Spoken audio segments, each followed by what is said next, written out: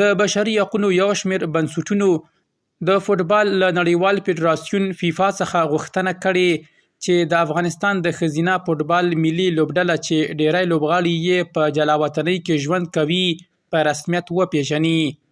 د ورزش د حقوقو ائتلاف په خپل نوي راپور کې چې پرون سه شنبه د مارچ پر 15مه دا یوازې یوه لوبه نه ده، دا زما د هویت یوه برخه ده. د افغان ښځینه فوټبالرانو د سیالیو د حق لپاره مبارزه په نوم خپور شوی.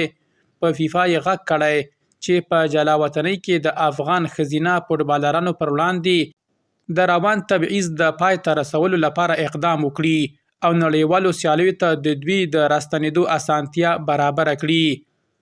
د راپور له مخې فیفا د ورزش او حقوقو د ائتلاف د لیک په ځواب کې ډیره کړې چې پر کور دننه او بهر د افغان ښځو لپاره د فوټبال کولو د فرصتونو د برابرولو طرحه جوړه شوې، خو دا یې نه دي ویلي چې آیا دوی غواړي په جلاوطنۍ کې د افغانو ښځو د فوټبال لوبډله په رسمیت وپیژني او یا ورته بودیجه ځانګړې کړي.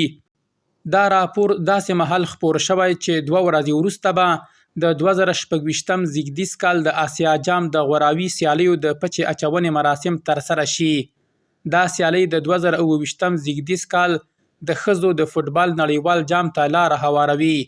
هغه سیالۍ چې د افغانستان ښځینه لوبډلې به د دویم ځل لپاره پکې له ګډونه محرومه شي.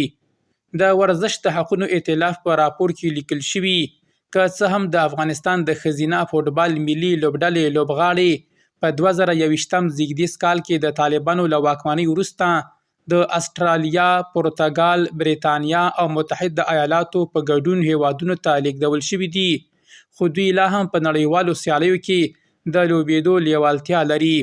خو د فیفا د اصولو له مخې لوبډله باید لومړی د طالبانو تر واک لاندې د افغانستان د فوټبال فدراسیون له لوري په رسمیت وپیژندل شي.